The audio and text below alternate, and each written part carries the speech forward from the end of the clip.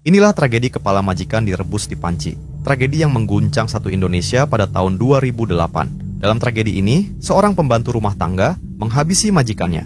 Dan yang bikin merinding, tubuh majikannya dipisah-pisah menjadi beberapa bagian.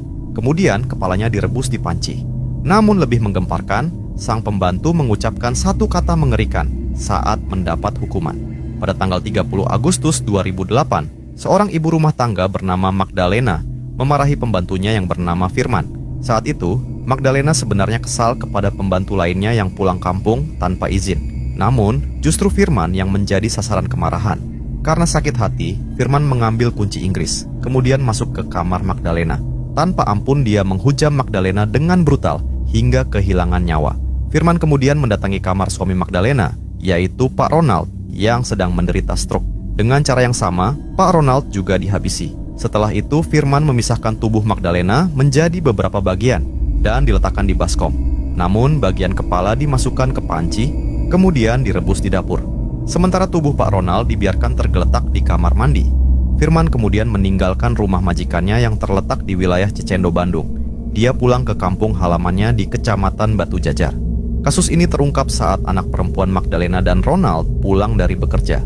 Karena curiga rumah terkunci, dia memanggil satpam. Dan ketika pintu didobrak, mereka syok menemukan Ronald yang sudah tak bernyawa dan Magdalena yang tubuhnya tak utuh lagi.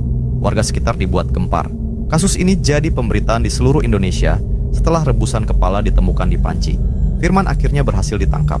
Kepada polisi, dia mengaku sakit hati dengan ucapan Magdalena. Selain itu, Firman merasa digaji tidak sewajarnya, yaitu Rp500.000 per bulan. Padahal pekerjaannya sangat berat. Firman bertugas merawat Pak Ronald yang stroke dan harus standby 24 jam. Selain itu, dia juga harus menjaga warung milik Magdalena.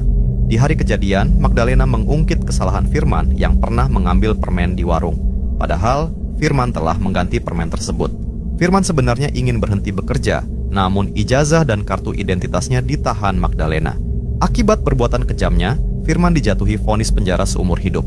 Namun, setelah divonis, Firman mengucapkan kalimat yang bikin merinding. Kepada keluarga korban, dia mengatakan menyesal, namun puas.